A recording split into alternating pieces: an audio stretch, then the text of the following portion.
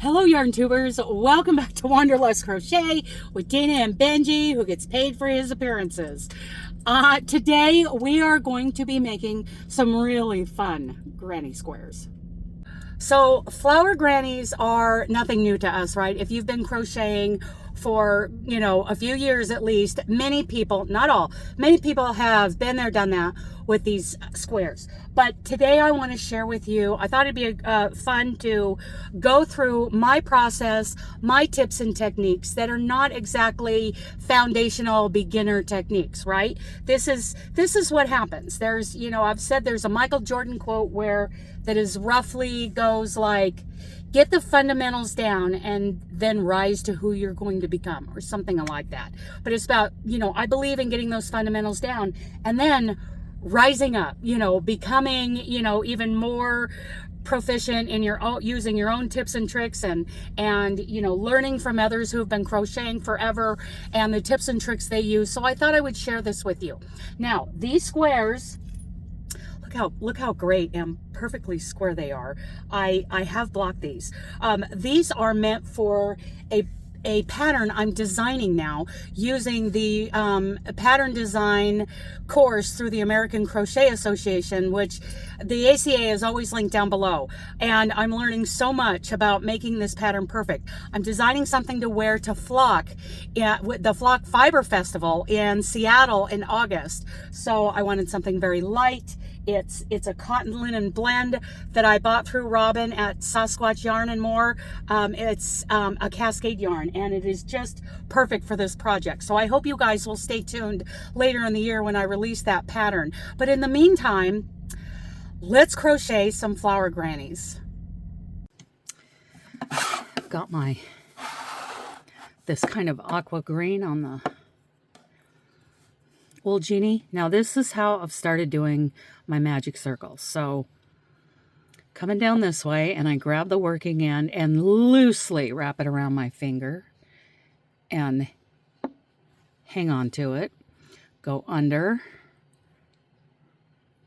go over and grab onto it, and I'm hanging on and doing a chain one. Now, the way I do these center rings of double crochets isn't the norm, but I want you to bear with me because it will make sense at the end.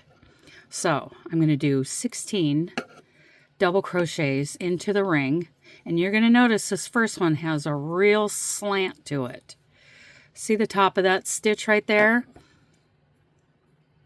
Has a real slant to it, which is absolutely fine. I'll show you why at the end.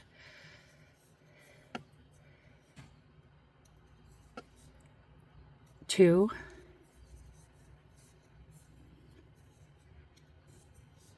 three, 4, 5, 6, 7, 8, 9, 10, 11, 12, 13, 14, 15, 16. I'm going to pull that tail and tighten down my ring. Gonna take a little cut here. And this hook rolls, so it goes right back in there. I don't want it to roll and hit the floor. Now,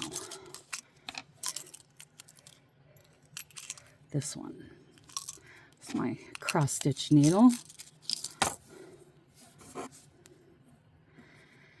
And I'll show you why that slanted first stitch, I like it like that for this. Because when I do my invisible join, I'm going to do it to the second stitch, which will cover this one up, and it will look just like the first stitch. However, this stitch is going to fill in any gap being the way it is. Now, I'm going to show you something about my invisible join. So I pulled this through, and if I go from front to back and then go down into that last stitch the way I do, many times, well, I didn't do it this time, but many times these two will twist and they cross over each other, and I don't like that. So I go from back to front. I skip the first stitch, go into the second one so that my invisible join actually looks like a true invisible join. I'm going from back to front,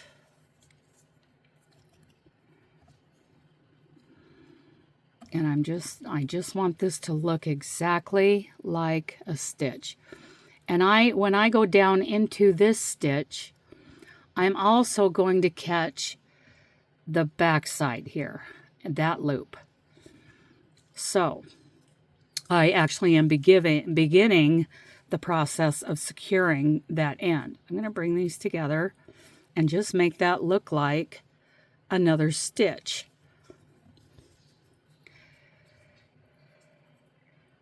I'm going to catch this loop coming down and then move across here.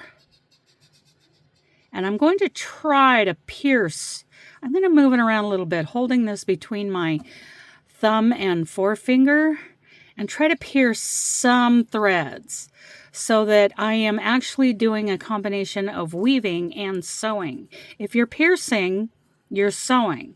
If you're just going between, going through the bottom of these stitches, then you're weaving. I like a combination of both for security.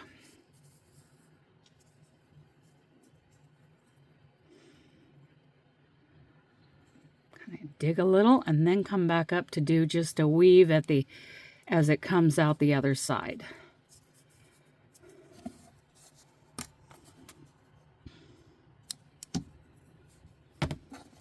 Now, tug.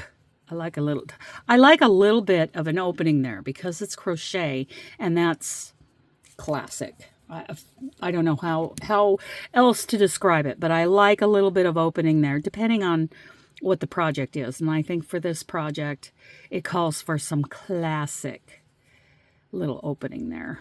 Classic crochet. Okay, I'm going to skip over this one where this comes out from under here. So if I went under that, then I would just undo what I've already done. I'm going to go over it. And again, trying to pierce and then coming out here.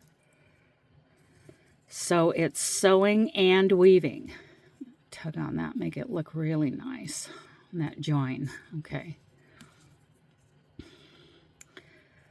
And because I have already gone, I only have to do 2 passes on this side because of the nature of that magic loop, the adjustable loop. This is actually 3 passes because I crocheted over it in the beginning.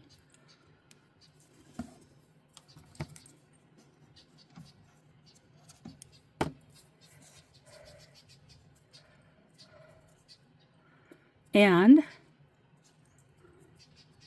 round 1 is done.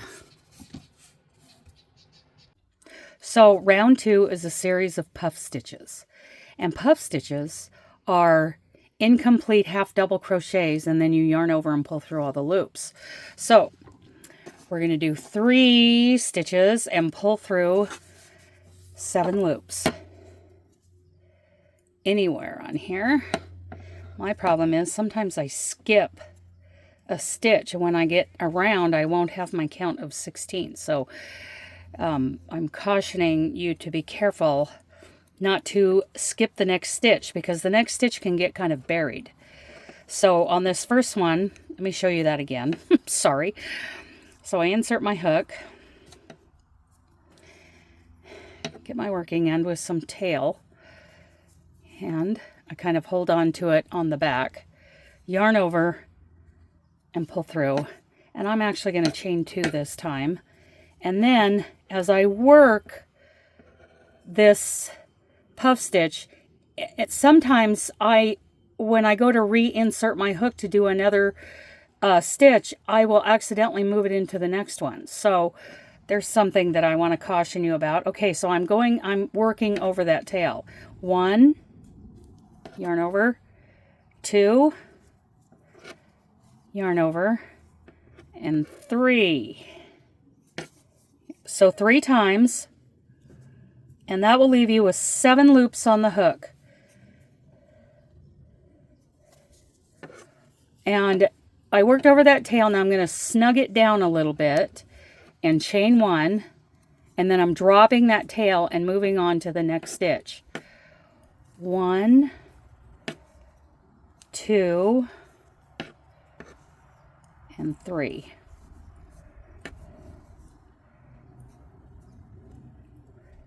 Sometimes I have a little trouble getting through that chain. Okay.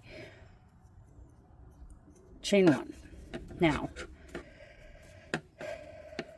gotta make sure I'm not skipping a stitch. Only yarn over once, Dana. It's basically a series of half double crochets. 1, 2, 3. And I have to be careful when I come back through. Sometimes I'll get my hook slipped under and these loops won't be laying side by side like they should be. Okay, give it a little tug. Make sure that hook is not pointed this way, but pointed straight down so that it can go through those loops easily. Chain 1, 1, 2, and sometimes when I pull back through, those loops can kind of jump over. So I've got to watch that. 1, 2, 3, 4, 5. Okay, one more time, because there will be 7 loops on the hook. 7 loops on the hook now. Yarn over, point that hook down, and come on through, and chain 1. 1, 2, 3. I mean, a puff stitch is really a simple concept, but there are a lot of ways you can go wrong with it. And when you're doing a series of them, well, I personally find all those ways. 1, 2, 3. Chain 1. And another thing, I have to be careful not to keep turning it too far. When I'm working on these stitches, I want them kind of leaning back towards the ones that I just did. So that when you see how these are starting to kind of lean this direction, it will get straightened out later in the pattern when I start putting stitches in between them. But it's a good practice. Like when you come to a corner, let's say you're going to do a double crochet, chain 3, and a double crochet. If I did that here, I would keep this side up and do that double crochet in the chain 2. And then when I went to do the second one, I would turn it to the other side. And it's the same way when working these circles. 1, 2, 3.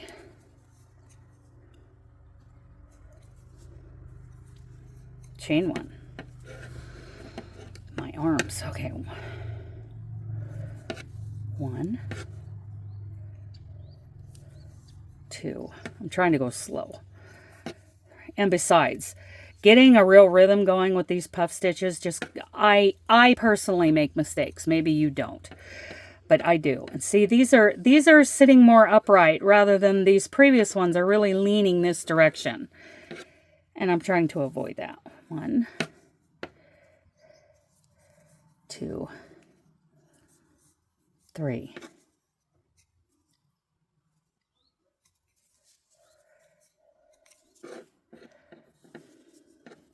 And again, insert it under those 2. 1, 2, 3.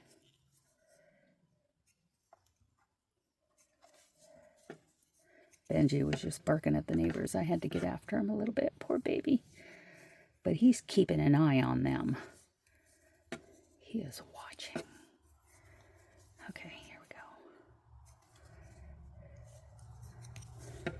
See, I have 1, 2, 3, 4, 5 left, and I have 1, 2, 3, 4, 5, 7, 8, 9, 10, 11. Perfect. 16 of them. 1,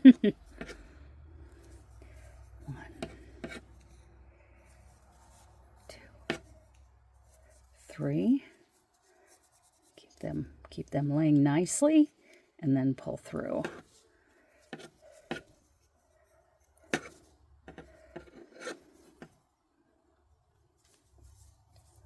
Sorry about my hook, you guys. This is a gift, and I've really enjoyed using it. But it's a little long for me. I need a shorter hook. And I will probably have some custom made soon. Okay. 1, 2, 3. Make sure none of those loops jump out of order. Gotta point that hook down, Dana. There we go. Chain 1. 2 more to go. 1, 2, 3.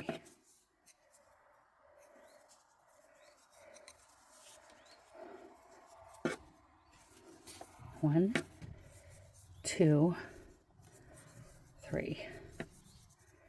Lay them all out nicely. Point that hook down.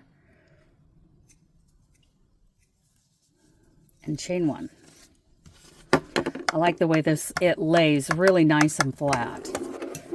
So, I'm going to, and I don't even have to do that chain 1 on this one. But I do anyway, because it is a puff stitch. I think I do that on the next round. Okay, so I chain 1 anyway, even though I'm doing an invisible join. Snip, pull through. And my needle.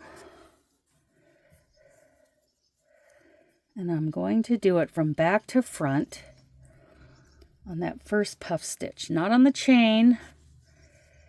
Like, here is the chain, and here is the puff stitch. That stitch right there. Back to front.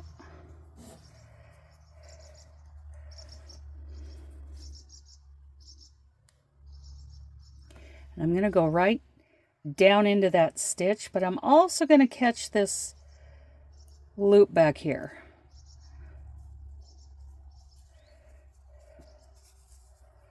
And I'm going to really pay attention to how this looks, how it's laying. It looks really nice.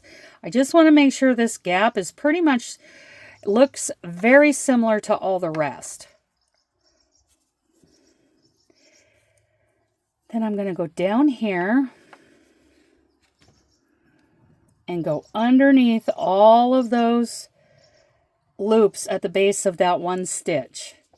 I'm going to try to kind of grab a little piercing on the previous round, pierce through some of that yarn just a tiny bit, just enough.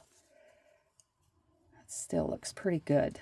Okay, because I don't want to yank down on it and mess up the way that silhouette looks around the edge.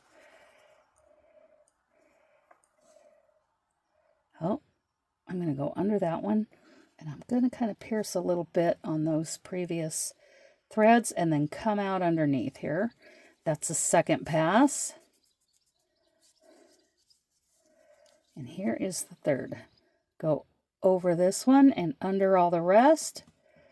A little bit of piercing of that round before, and that just kind of locks those fibers in so that my tails don't come out.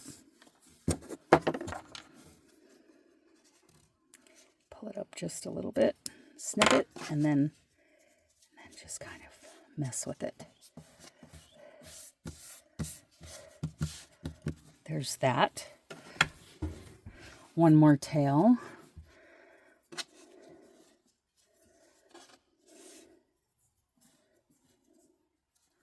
Now this one was worked over. Remember we worked over it on that one stitch? So there's actually already one pass done. So now I'm going to go over this one and under all the rest and try to just get a little bit of a piercing on that previous round. Doesn't have to be much. And I can feel it when it pulls through there. There's a little bit of resistance. It's not just gliding through like we do when we normally weave. I want a little bit of piercing. Okay, a little bit of piercing and then come out of it. Takes a little practice. So that is our third pass.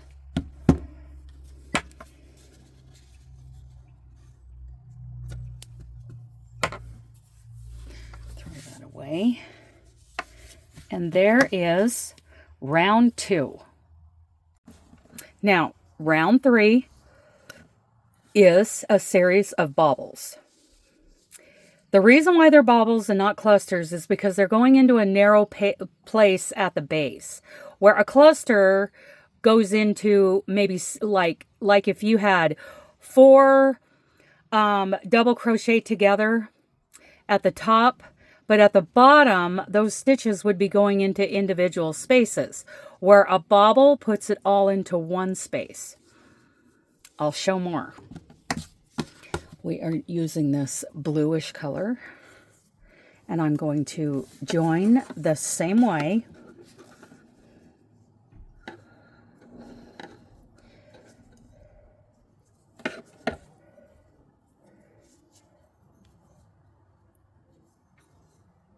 One. I'm just going to do one and kind of lift it up. And we're going to go over the tail for this first bauble stitch. Yarn over, insert the hook, yarn over, bring up a loop, and pull through 2. 2 loops on the hook. Yarn over, insert, yarn over, pull up a loop, pull through 2. That's 2 incomplete double crochet. You're going to end up with 5 loops on the hook. So you're going to do 4 incomplete double crochet. Here's number 3. Yarn over, pull through 2. There's number 4, and that leaves 5 loops on the hook. Yarn over and pull through all of them. And we've crocheted over that tail, but we're going to drop it now, and we are going to chain, oops, don't split the yarn, Dana, chain 2. And this will make this lay really nice and flat. So here we go. Yarn over. There's 1. There's 2. 3. And 4. And I make sure everything's laying nicely, and I pull through all of them. And chain 2.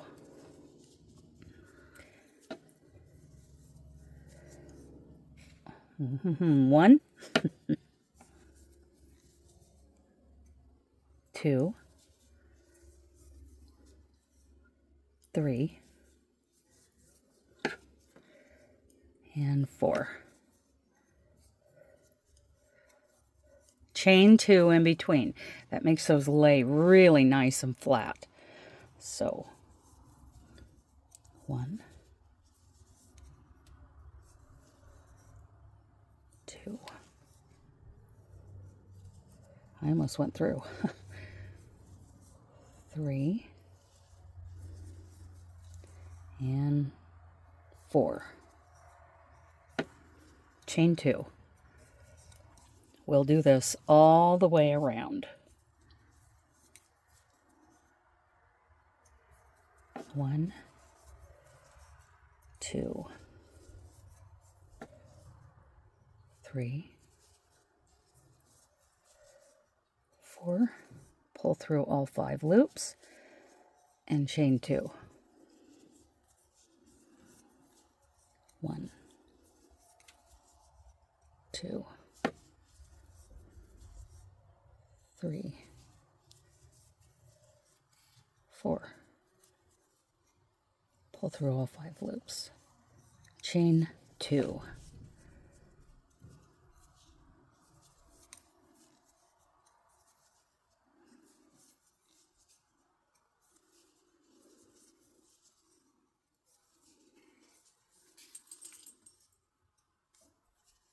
Can you hear Benji outside?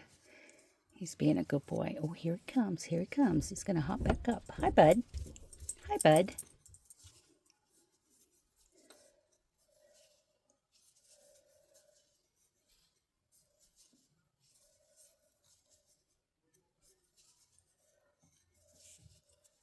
Chain 2. Sometimes I forget.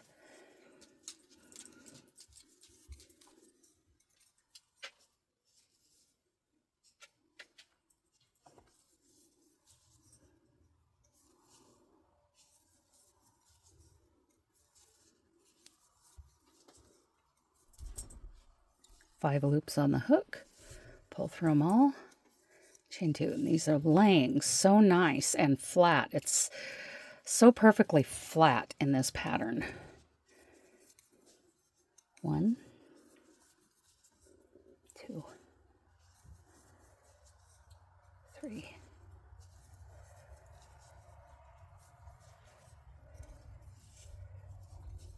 Don't forget to chain 2, Dana.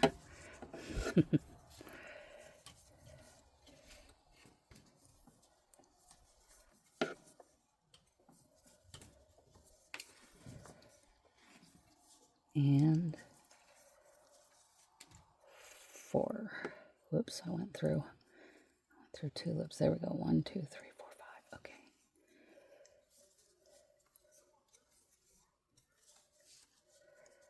Okay. One, 2, 3,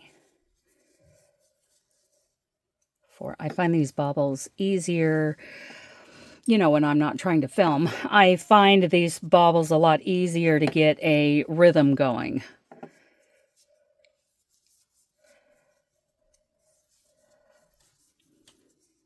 Than the puff stitches. That's what I'm trying to say. I kind of left off on the end of my thought. They're easier to get a rhythm going doing these stitches than the puff stitch. Puff stitch, I feel like I have to be very careful to keep them laying right, because it's really easy to make puff stitches look pretty sloppy. And it's just kind of an OCD thing with me to make them lay real as nice as possible.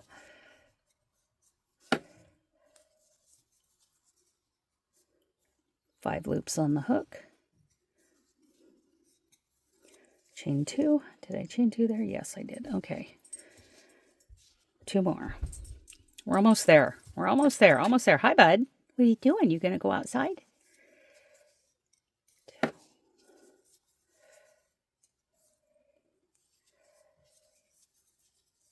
4. There we go. 5 loops on the hook. 1 more.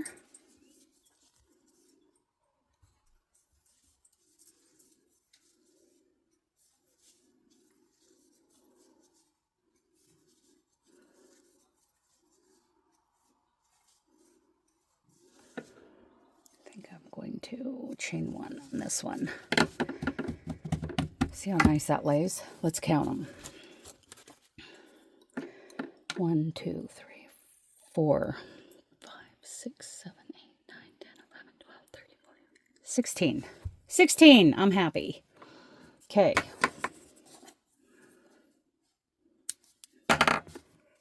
There we go. Now, time to weave in. It's getting warm. It's getting warm out. It was chilly this morning, and now it's very warm.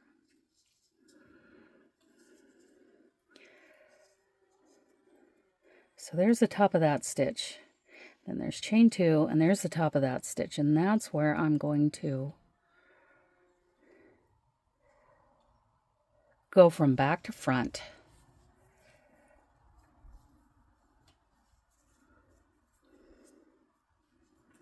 And that's going to be one of my chains. And I just want that space to be just like the others. The same visual space. See that?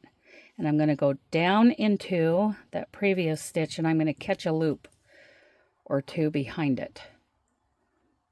So I went down into it and I caught a couple behind it so that I can start going down the stitch. Ooh, that makes a pretty nice silhouette. And now remember, you know, I'm being pretty picky, but the truth is, all these stitches are going to, first of all, they're not going to be spiraling around like that, you know, leaning the direction that I was stitching.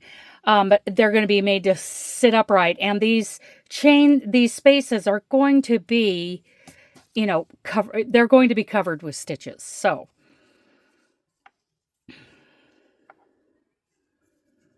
okay, so I'm going to continue to go down this stitch. I'm going to get behind that loop. Bring it down without distorting this. I want it to look just like the others. Okay. Now I'm going to go in underneath the bottoms of these stitches, and I'm going to try to pierce that previous purple color, lavender, lilac, whatever, a little bit, just a little bit. I just want to get a couple threads caught up.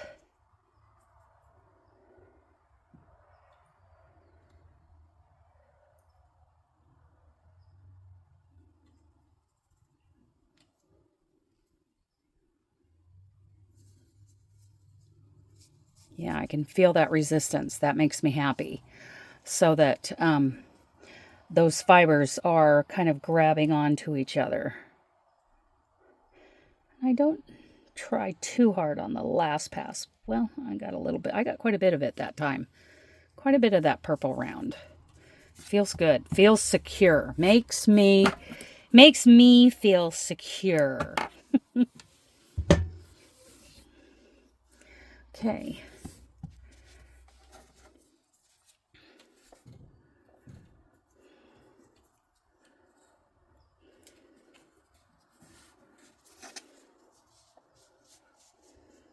Now, remember I said to crochet over that tail for that first bobble?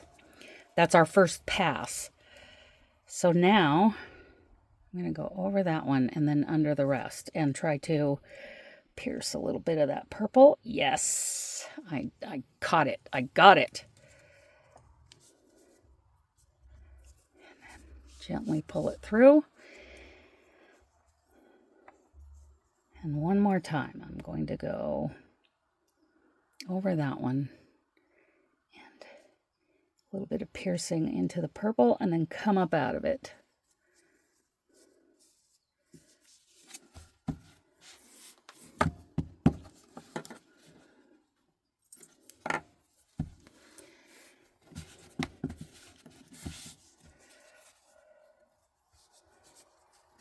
I like it.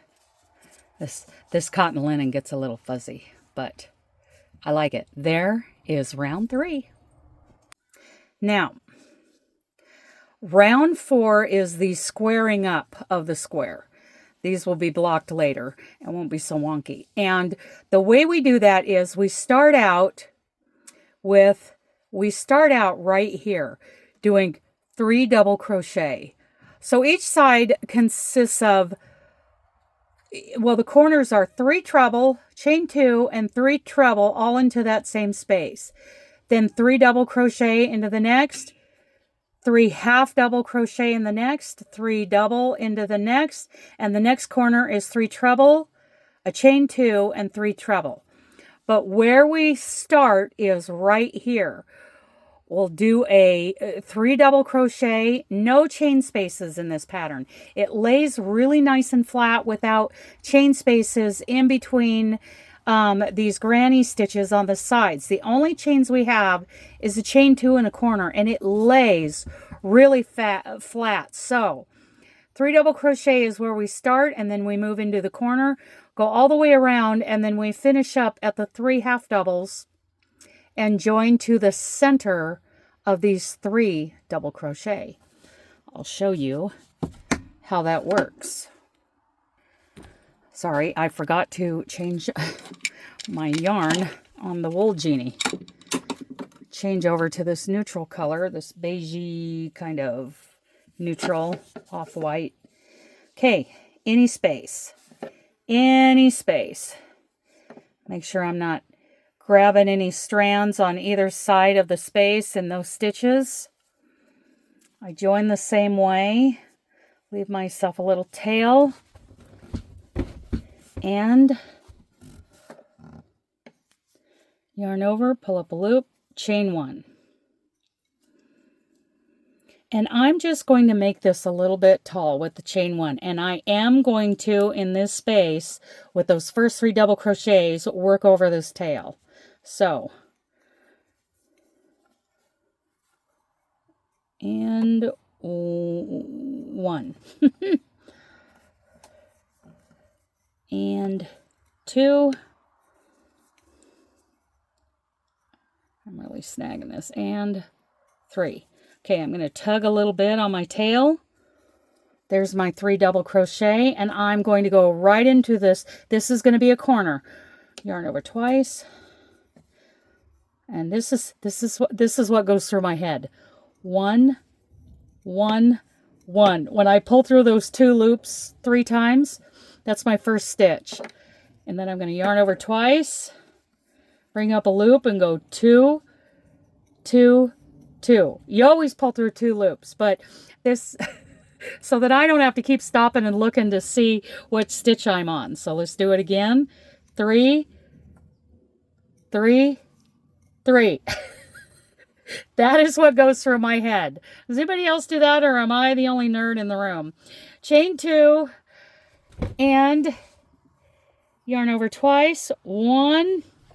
Oops, I did a double crochet. See that? I do that all the time. I do that at least once every square. Yarn over twice, bring up a loop and go 1, 1, 1. I'm such a dork. Okay. 2, 2, 2. 3, 3, 3. That just helps me. That is what goes on in my head when I'm sitting here doing this.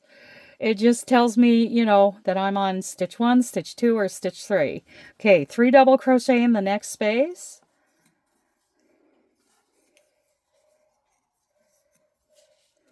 3 half double crochet. Oh, look at me snagging yarn. Okay, reset here, Dana.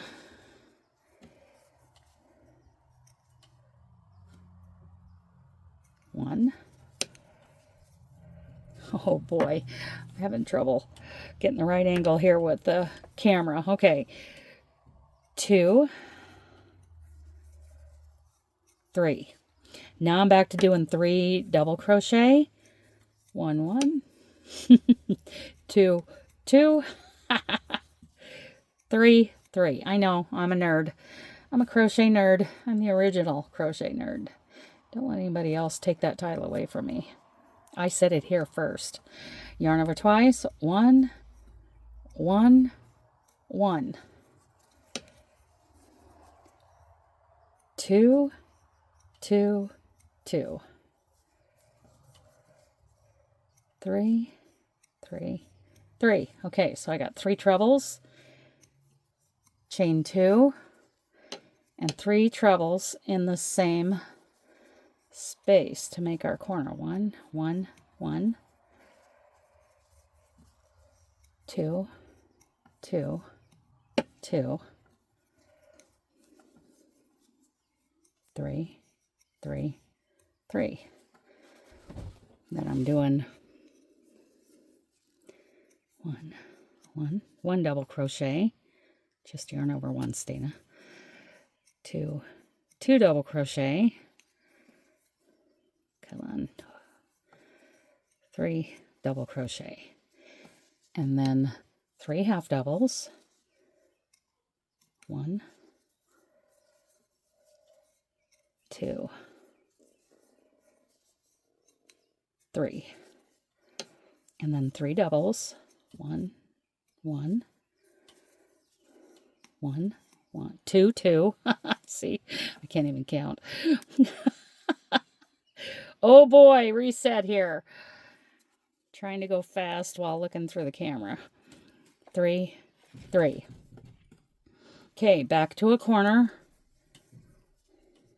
1, 1, 1, 2, 2, 2, 3, 3, 3.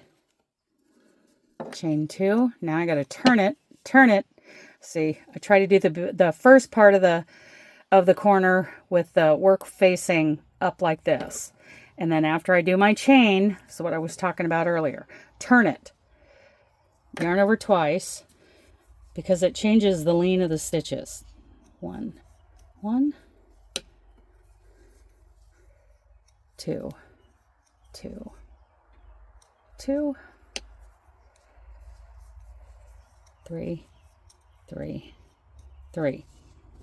And then I'm going right into this next one with 3 double crochets. There's 1, 2,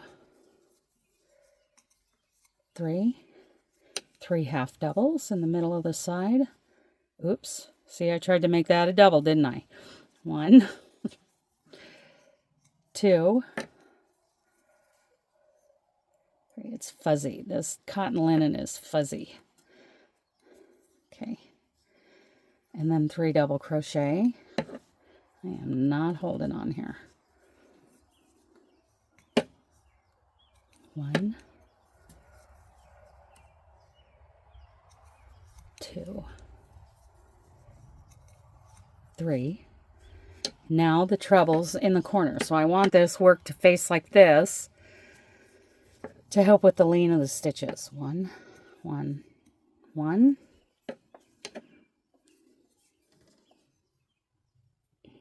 2, 2, 2, 3, 3, 3. Chain 2. Now I'm going to turn my work this way. I'm not, okay. Tutorials are fun.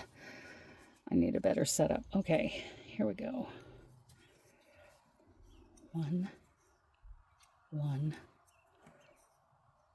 1.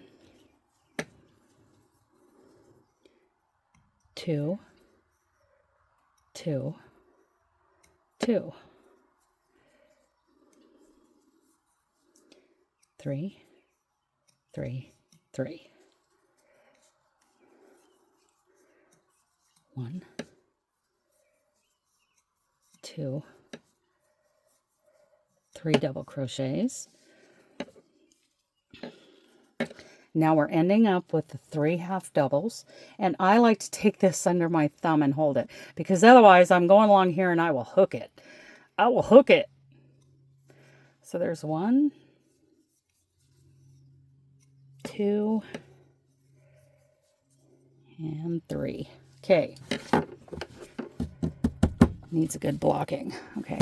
Scissors right in front of me.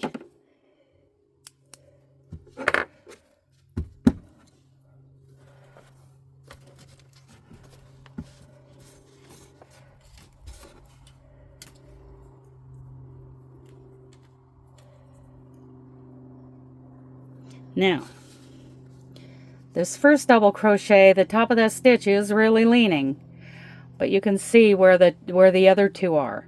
And I'm going to go into that second one and go from back to front.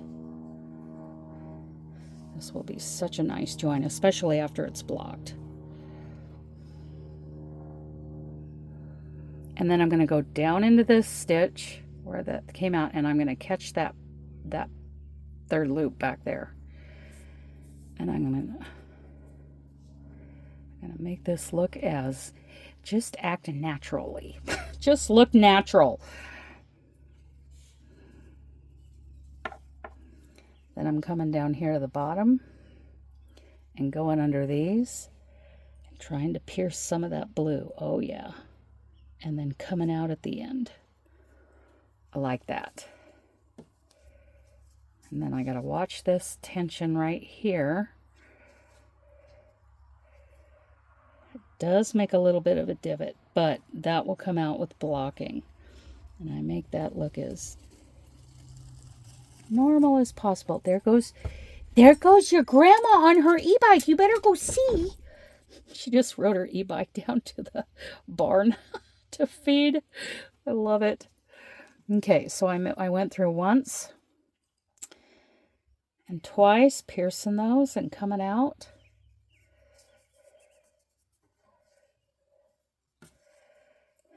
And here's my third pass.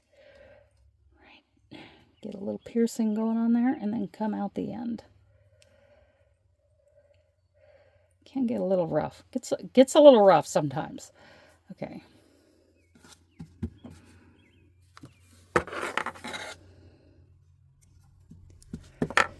Okay.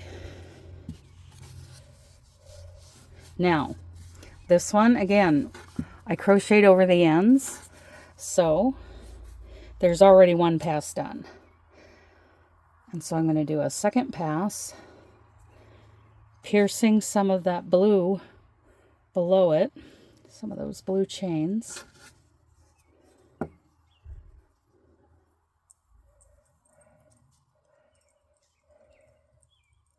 Piercing, piercing, piercing.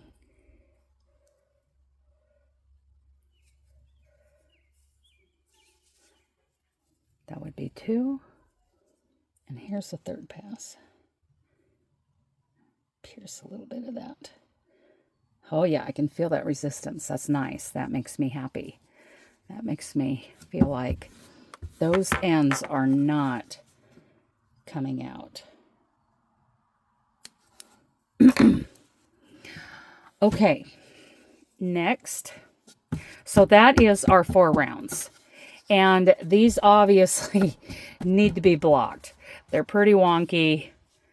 I try to make my stitches lay nicely and to be as consistent as possible. But blocking will make the, you know, that will be icing on the cake. So, next up, blocking demo. Okay, watch this right here. Watch how little, and that's it. That's it. That's all I put in that mixing bowl. It was just a couple of drops of that L.O.C. This is good warm water. And now I'm throwing in the squares and getting them all soaked up. And I let them soak for probably 10 minutes. And that's it. I did not rinse these. The L.O.C. is so conditioning and I use such a small amount that I want that in there with the fibers. So I laid them out real nice on this nice thick towel and just folded them. Now these are not just damp, they're still pretty wet. They're not dripping, but they are very wet. And I wanted to show you this using the blocking combs. And also I used 2 boxes of these blocking combs and ran out of them. But those steel pins, I ended up doing the last of them using those steel pins. I do have a couple of those great wood blocking boards with steel pins. I got a big one from my friend Deb. Hey Deb. And Robin gave me a smaller one. Yes, I love them, but I wanted to show you guys do it. Not everybody has those. So see, I used a lot of steel pins, but they are blocked out really nice and I'm happy with how they turned out. So the result is these are really great squares. Like, there should be no problems joining these together. They've got great movement to them and they are shaped just like I want them. I shouldn't have any trouble when it comes to designing my project and getting it put together in a way that benefits you when you go to do the project. So anyway, these are my flower squares. Every one of them is done in a different color. And I hope that you've enjoyed this little demonstration of, you know, how I actually do things. You know, I do know what the fundamentals are. I know that I make some changes and you may or may not adopt what I do. You may be, you know, in your own groove and there's nothing wrong with that. I'm not offended by that. I just thought I'd show you how I do things and how great these feel now that they've been soaked in that L.O.C. water and blocked out. And yeah, that's it. So pay attention within the next month. This is the end of May, 1st of June, 2025. So in June, I'm really going to be putting this together. So stick around for that. Okay? Okay. I love you guys. Bye.